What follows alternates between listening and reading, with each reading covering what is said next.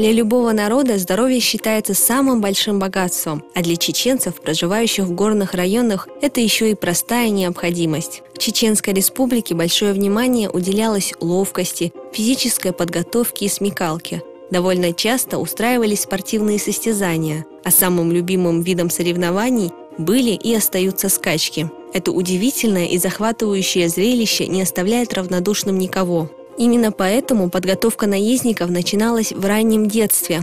Первым и наиболее серьезным испытанием было знакомство с необъезженной лошадью, на которую сажали 7-8-летнего мальчика. Такой способ воспитания ребенка помогал преодолевать страх, развивал терпение, сноровку, силу воли и усердия, готовил горца к дальнейшим жизненным испытаниям. Скачки устраивались по любому более или менее значительному поводу, будь то рождение сына, свадьба, национальные праздники или значимое событие для народа.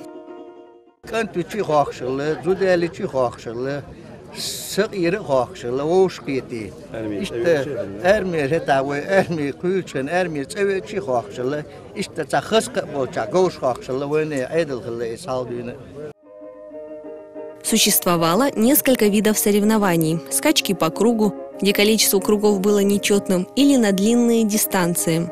Также устраивались скачки до обрыва. Участники соревнований демонстрировали смелость и умение управлять лошадью. Примерно в 15-20 шагах от пропасти намечалась линия, у которой всадник должен был остановить своего скакуна. Наиболее искусные наездники останавливались даже в 6 шагах от пропасти. Добивались они такого результата, тренируя лошадь садиться на задние ноги. В скачках до пропасти принимали участие только взрослые, опытные наездники. Молодежь не допускали к участию в этих состязаниях. Итак, о проведении скачек оповещали всех заранее, приглашая к участию именитых наездников из всех соседних селений и даже республик. Такие торжества всегда проходили очень масштабно и зрелищно, при большом скоплении зрителей, истинных ценителей и знатоков.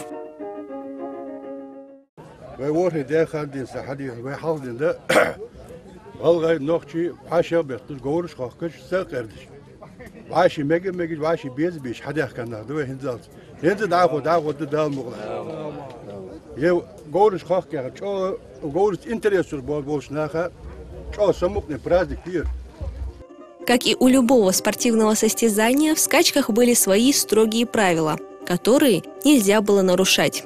За их соблюдением следили судьи и старейшины. Они занимали особо почетные места. Им предстояло тщательно наблюдать за ходом схватки и определить победителей.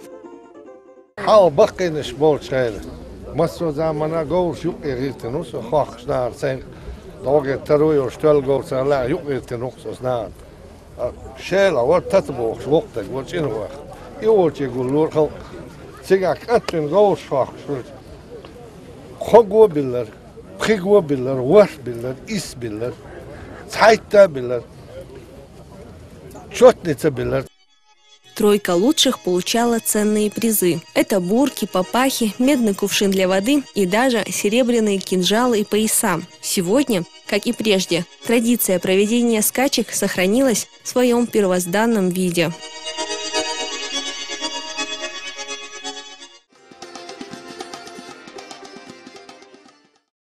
Рождению сына придают особое значение и отмечают с особым размахом. На одном из таких мероприятий посчастливилось побывать и нашей съемочной группе. Нас пригласили в селение Алханкала, где по этому случаю проводились скачки. Как и ожидалось, собралось большое количество зрителей.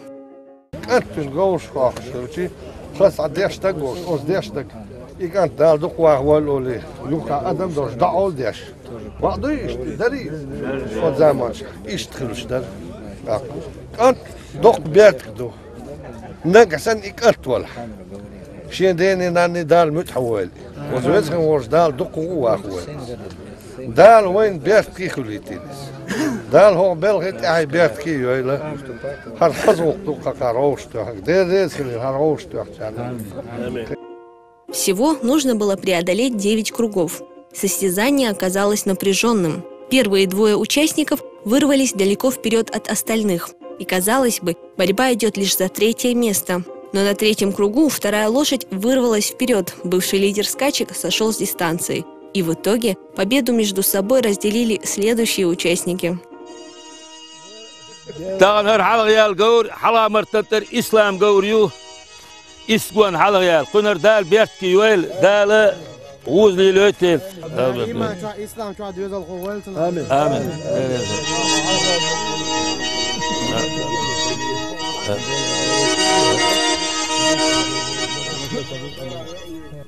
Her şoğayan gavur şeyler Süleymi gavuryu onu dal bert doyl dal uzli löytin.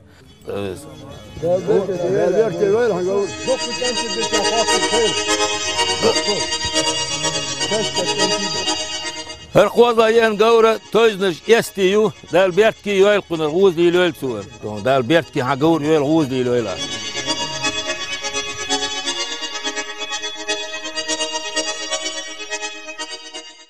Her tavallar ve oşuk yeter sande kert dik bol bian hız yeter hil ve top sayal bol hilerle her adam oşuk diyor tağına her gavur şahiten sandas yer gavur şahker astorma alır o gavur diyor gerger dinah duk bu hodeysen şu her gavur bahandır oşu mırzu yetişiyor aşna duk bu hodeysen.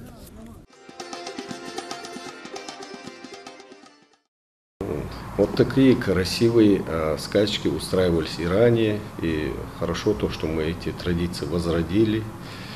Я думаю, что это способы и меры, вызванные именно для сохранения и популяризации лучших традиций, обычаев, обрядов и для сохранения самоидентичности чеченского народа.